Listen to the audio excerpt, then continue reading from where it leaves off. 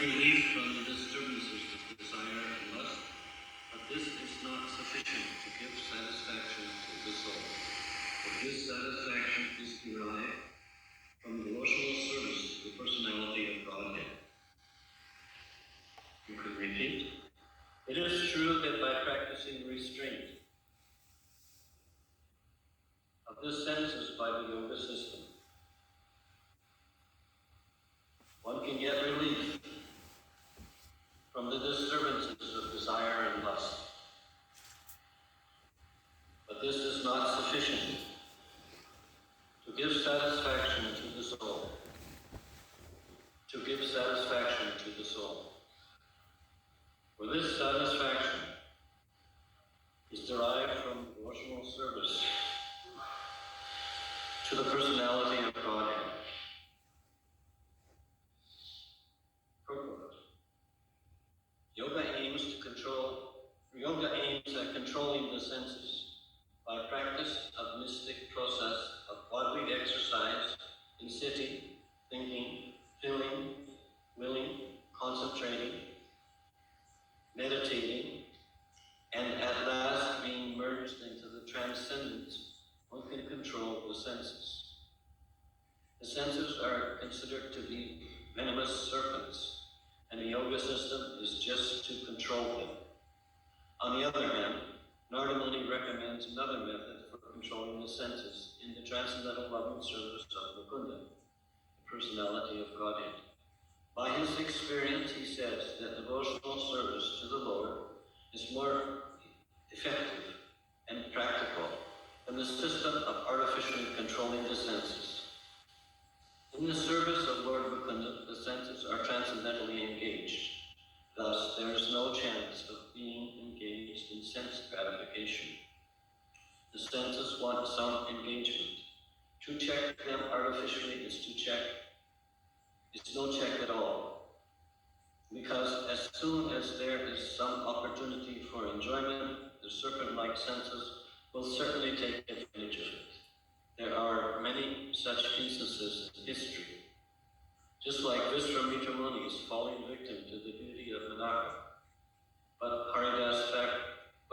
Thakur Haridas was allured at midnight by the well-dressed Maya, and still she could not induce the great devotee into her trap. The whole idea is that without devotional service to the Lord, neither the yoga system nor dry philosophical speculation can ever become successful. Pure devotional service to the Lord, without being tinged with fruitive work, mystic yoga, or speculative knowledge, is the foremost procedure to attain self-realization. Such pure devotional service is transcendental in nature, and the systems of yoga and jnana are subordinate to such a process. When the transcendental devotional service is mixed with subordinate processes, it is no longer transcendental, but is called mixed devotional service. Srila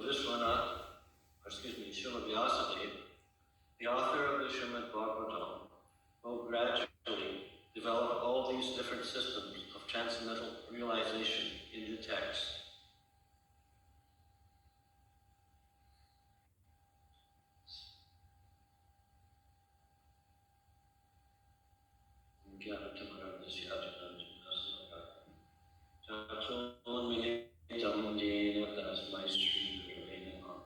Sri Chaitanya Manovistam Stapitam Jena Bhutale Swayam Rupakatam Maya Bhadanti Swapadam Dekam Vandeham Sri Guru Sri Uttarapatakam Sri Guru Vaisnavam Sri Rupam Sarvirajatam Sahakanam Raganatam Dam Tam Sajivam Sadhaitam Sadhutam Pavijana Sattva Sri Krishna Chaitanya Devam He Krishna Karana Sindhu Dinabandha Mujagapate Gopisha Gopika Tanta Haranam Namaste Taptakanjana Goram Radhi Vrindavan Vishwari Vishwaparam Sute Devi Paramam Harinide Jayatam Sudata Upangora Mamanga Patikati Vatsa Vashyapadam Bojo Radhavadam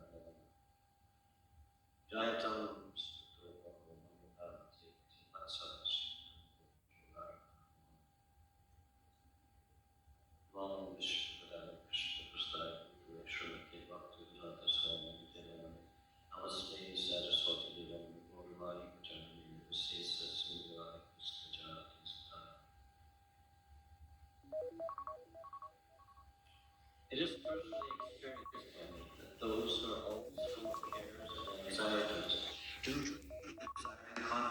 senses with their objects can cross the ocean of essence on a most suitable boat, the constant chanting of the transcendental activities of the personality of Godhead.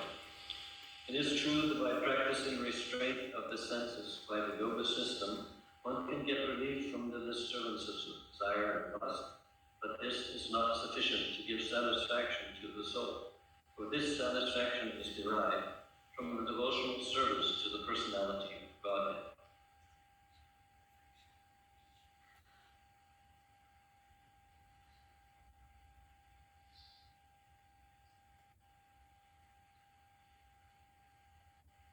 So in chapters 3, 4, 5, and 6, we are hearing about the appearance of Srimad Bhagavatam and how it acts upon the conditioned soul.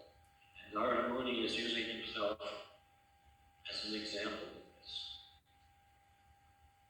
By practice of devotional service, one can attain to the ultimate goal of life. The ultimate goal of life is to return to one's original transcendental position. At the present moment, we are, as spirit souls, encased within a prison of the material body. And that material body was imprisoned in a universe that is also materially contaminated. Krishna has sent so many different living entities to carry out his functions of managing his creation. So many billions of demigods and other spirits. And this is just so that the human being, or the human form of life that is within this world, has the opportunity to rectify the activities of those who have left the spiritual world. So we are in this prison, and we're forced to do so many things. We may think we're in control, but actually we have no control at all. Everything that goes on is ordained by Krishna. Krishna has sanctioned this. We may not like the situation we may appear in, but Krishna has arranged this particular situation for our own spiritual advancement.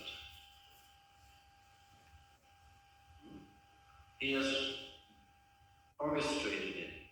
He's caused various different superior powers to come and force us to act in a certain way. All of the activities of the material body that we are inhabiting are under the control of these different demigods. And we are being forced to do things. We may not want to do this, but we are forced anyway.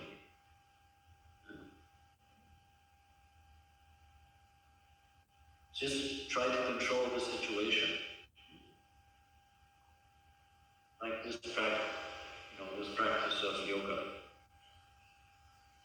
Sit down in a solitary place and meditate. And if Krishna doesn't want you to sit down in that place and meditate, he'll arrange that, call it nature, I have to go. I can't sit here, I have to go. If I sit here, I'll, make a big mess. There's no way you're going to be able to sit there. When he decides what you're going to do. So it is better to give up one's egotistical mentality and try to understand Krishna's desire.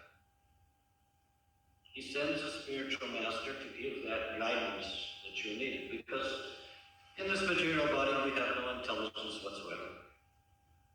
And when intelligence we do have is all perverted. We commit so many mistakes. Our senses are so imperfect. We're bothered by so many other living entities. There's no way we can manage to control anything. Sure, we can gain some mystic power by this practice of yoga. But this is temporary and fleeting. Maybe very much in control of our senses for a few minutes, and then all hell breaks loose and we fall apart. There's no possibility of attaining a peaceful status. So how do we engage in devotional service? This is the question. How does one do devotional service? And in Shastra it says that Haititya Pratiyata. It means that we have to give up our material concepts, especially those related to this physical form. Instead, we must redirect our attention away from our condition towards inquiring. Jashwasmi, how may I serve you?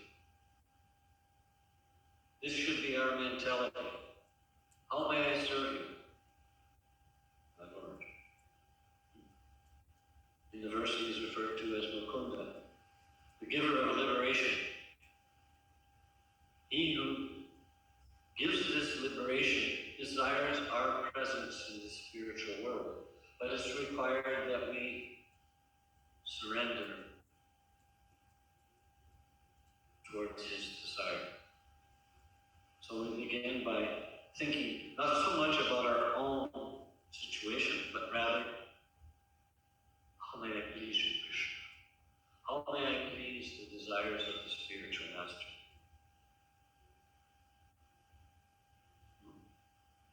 Of course, we have to also understand the desires of the spiritual master are one and non-different from the desires of the Supreme Personality of Godhead, because the spiritual master is in direct contact with the Supreme Lord. And whatever knowledge the spiritual master requires to convince us, Krishna provides him that capability. Now there are so many examples given, even in the life of Srila Prabhupada. In the Lilamrita, there's a number of them that are recorded there. And so this is present day activities. And we can see by these activities that the spiritual master is fully conversant with the Lord.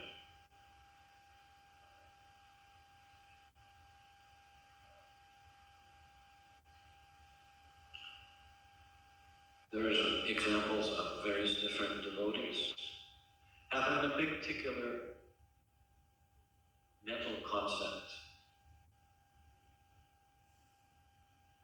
And Prabhupada perceives this and then he smashes it.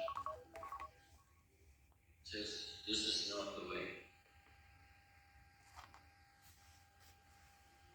And then he redirects our consciousness again back towards Krishna.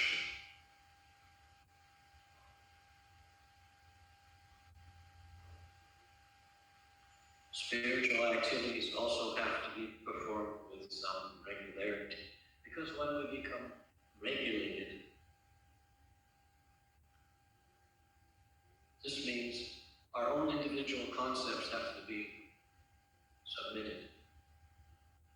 Regulated means attending a certain activity at a particular time, followed by another activity and another activity, and all these activities are of a spiritual nature.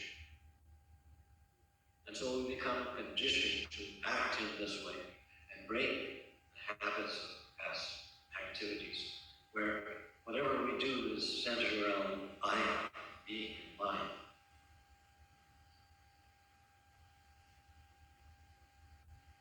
So it's raining very hard outside. And it's time for Mangalarti. Where do we go? Through the rain, to the temple, to prostrate ourselves before the form of the Lord. This means we're giving up some comfort of that nice soft bed. We're rising early. We're going out in the weather, which is not really conducive to us in this physical form.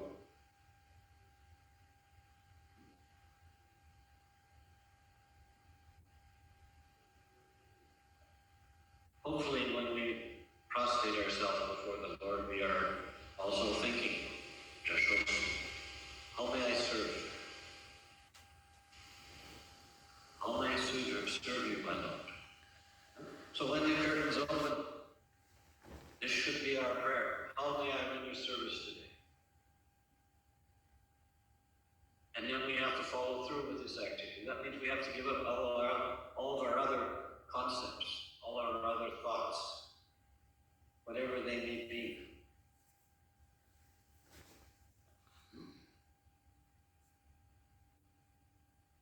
And the spiritual master is not always so overpowering. The example is given with Bhaktisiddhanta.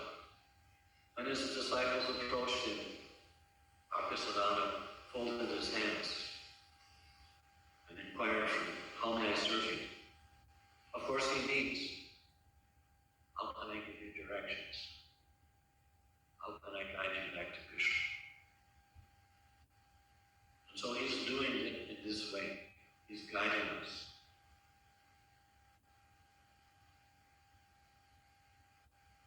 Sometimes in a subtle way, and sometimes directly. But by following the program that has been set up by the previous acharyas, rendering service in this program causes one to rethink how one's daily activities are. If our activities are centered around serving the Lord, this means we're giving up those activities centered around pleasing my senses.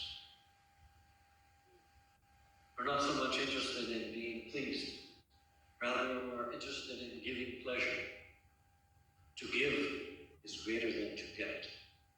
And then the end result is that we will get the continual association with Krishna. Right now, we're getting a partial glimpse with our imperfect senses. A partial glimpse of what the Lord may look like. Of course, this is all speculation on our part. But if our eyes are touched with the self of love, you will see the Lord in his original form, smiling before us.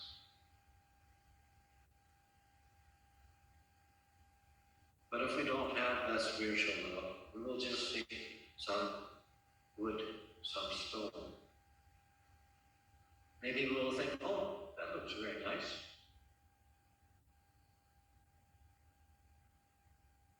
But it has no comparison to really seeing what the Lord looks like.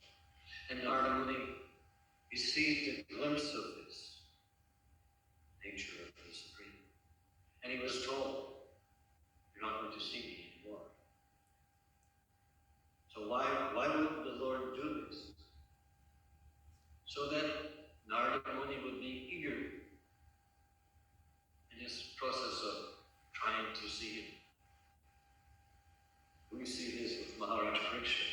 He saw Krishna within the womb, and for the rest of his life he was searching. Is Krishna here? Where's Krishna? He's always having Krishna in his mind.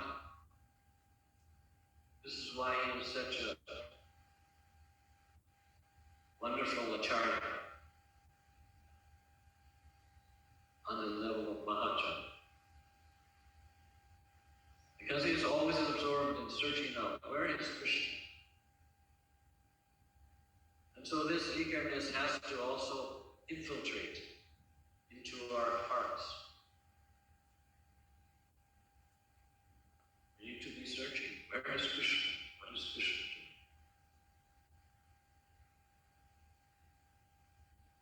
doing? If we don't take this opportunity that Krishna presents before us to do this, and he gives us,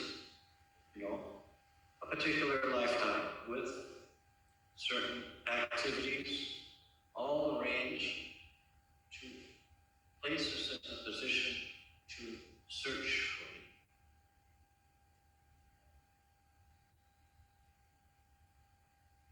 him. Maybe the service that is given is not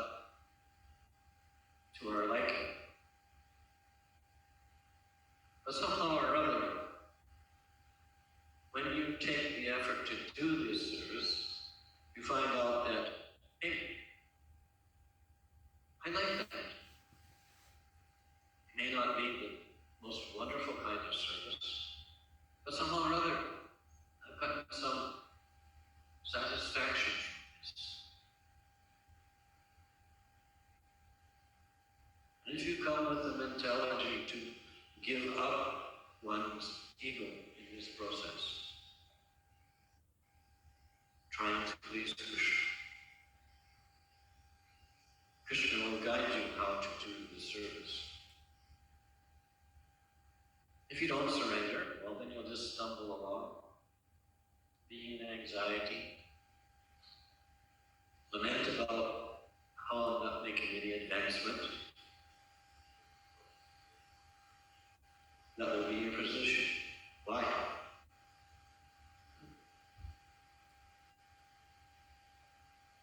And my godmother, Gargamuni, he said one time to Prabhupada, I don't feel like I need to bow down to you.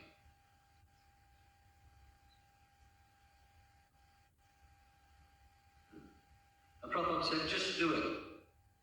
And Gargamuni did. He bowed down.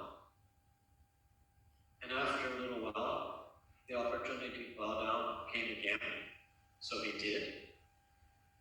And each time he did it, he became more enthused in following this process. Why? Because it's the desire of the Acharya that you bow down. You surrender your ego to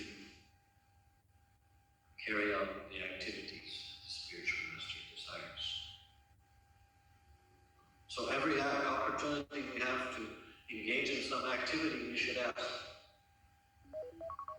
does the spiritual master want me to do this?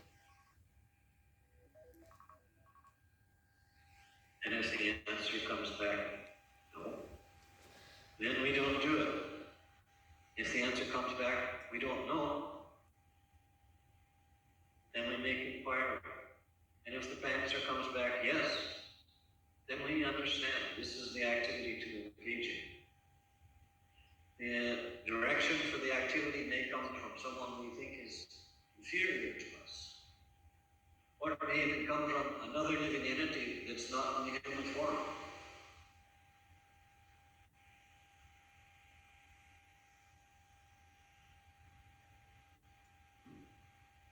You may be working with some animal.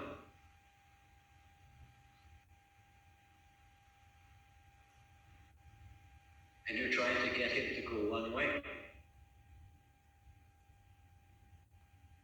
And he doesn't want to go.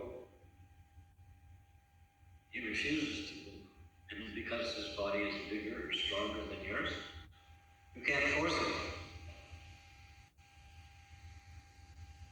So Krishna has given some intelligence.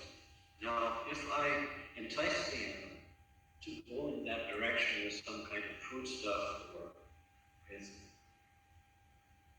the expectation of getting something that it wants, then very easily the animal goes that way. And once it begins to learn to trust you,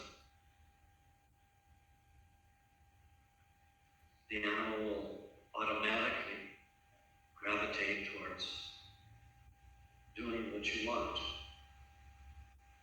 I know one time I was herding some young bulls. I didn't want to go down each field had, a fence and a gate to go through. So I'd open up the gate and get them to go through, close that gate, and go to the next gate. And I had a new devotee with me, and I told him, you bring up the end, the rear, to make sure that all the animals follow. And the animals that I was herding decided that, hey, this guy is not really paying attention. So one of the bulls decided, okay, I'll just sort of drift over here this way and stand behind this bush and see if he notices I'm not following, that that he's in front of me. So this devotee was herding him along, but he wasn't really paying attention. He didn't notice that one bull went off to the side behind the bush. And he missed it. And as soon as his attention was diverted by some other animal wandering off to the other side, the one that had gone behind the bush went back to the other gate. Was standing.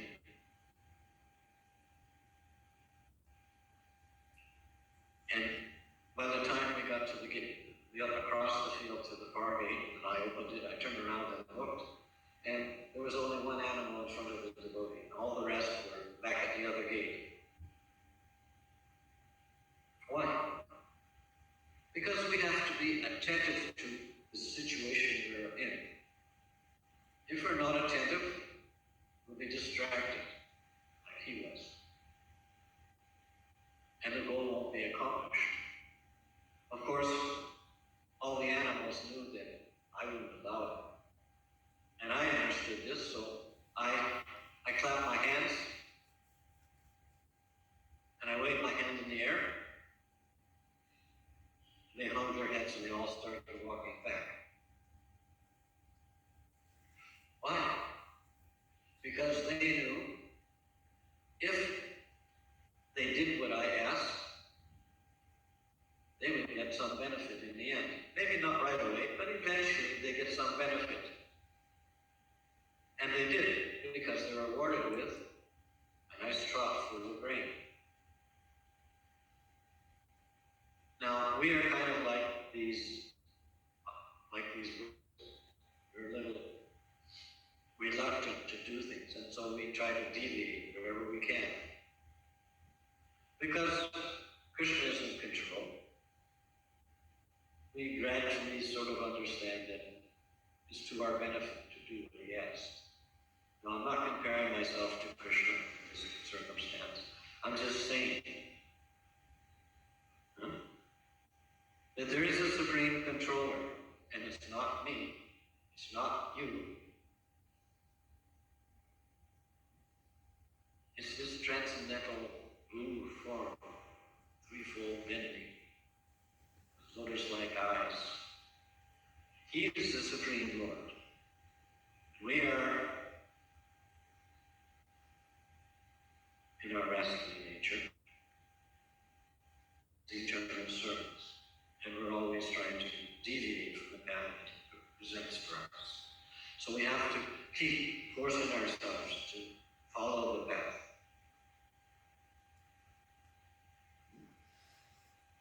Oh, I'm so tired. I've got a cough. I better stay in bed. To go anywhere. When I was a new devotee, I had lots of examples that were there. I know one devotee had a really bad cold, high fever, but every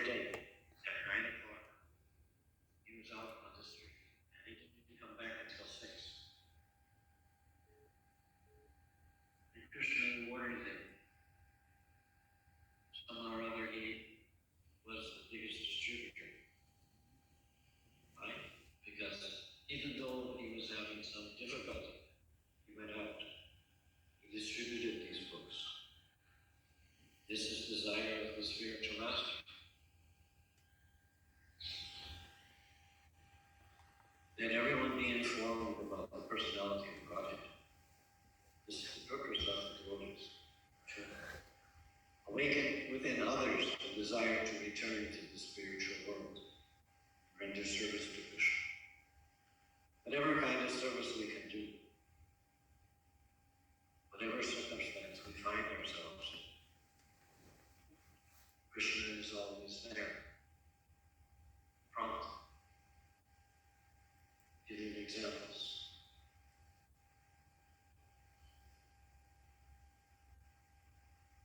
Just like the GBC, the first GBC Vancouver had, and the GBC was formed. He always went out on senior time. Maybe he went out an hour later than everyone else, but he had some GBC duties to take care of. He did those in an hour, and he was out there standing on the street corner opposite the light. With his very short gaze, he caught someone's attention on the other side of the street. And as soon as the light changed, that person started to walk across the street. GBC walked directly towards him. Put a book in his hand, said, "This is for you." And the person automatically reached for his wallet, took out some money and handed it to him. And he kept glancing at the book in his hand.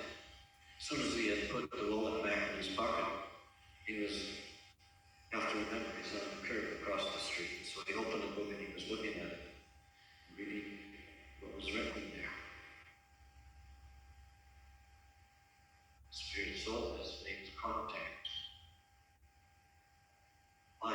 Because the devotee that presented him this book was convinced. And he was determined that this person was going to read this book. So he did it by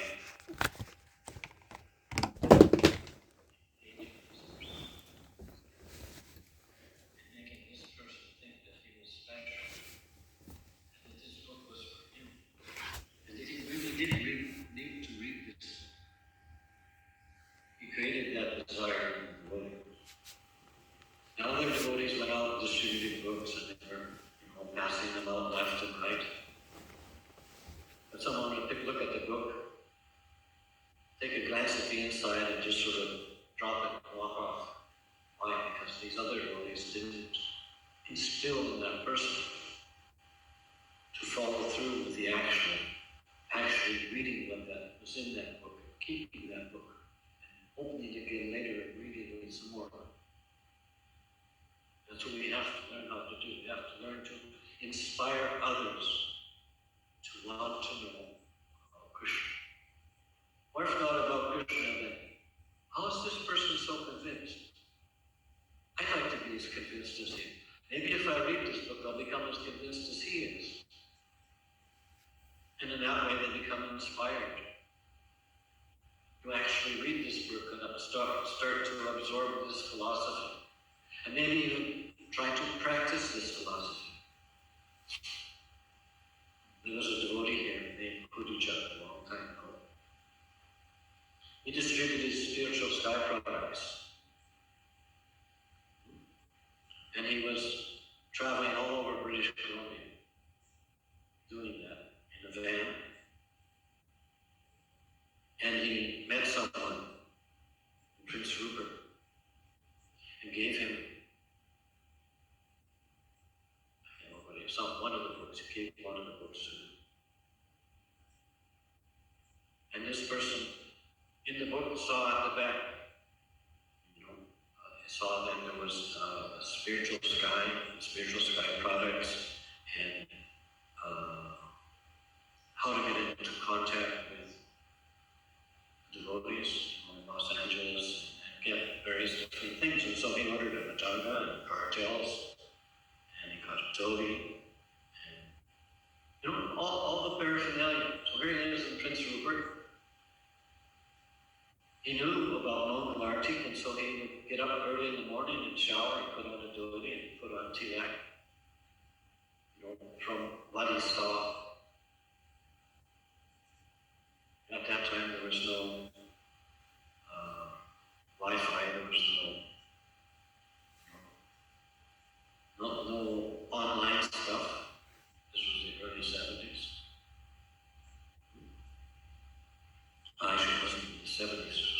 1969, I think. There wasn't really any way to get information unless you either called somewhere on the phone or sent a letter. There was no internet to speak of, at least not in rural British Columbia. But he acquired knowledge about the devotees. And so he started his own little program. He learned the song, learned how to play the madonna. And a year later he came to the Vancouver temple. Of course, he didn't have to do it tied the right way. His tilak was a little sloppy, a little crooked. He didn't really know the songs that well, but he had the desire to learn how to do this, and eventually he acquired it. Now he was trained as an architect, and so the devotees put him in contact with Surabi Kalyantam, and he became an associate of Surabi Maharaj. And together they constructed the temple in Vrindavan, the Krishna Balaram Mandir. He was present with doing that. I think he's still a devotee, although I haven't heard where he is now. I don't remember what his devotee name is. I know his karmi name was Wayne. But where there's a will, there's a way. Without the direct association of devotees, just by getting some of Prabhupada's books, he became convinced and started engaging in devotional service to the best of his capability.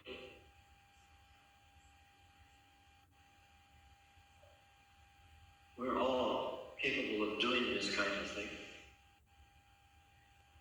if we have the desire. So all we do is get some desire and fan it. Make that fire blazing. Whatever it is that will enliven you, that's what we have to do. Just like I mentioned before. In the Gayatri mantra that we chant in ISKCON, not all Gayatri mantras are the same, but in our Gayatri mantra, there are 4 times in the 7 verses that it says, enthuse. And it goes through the different personages that enthuse. The spiritual master, the sun,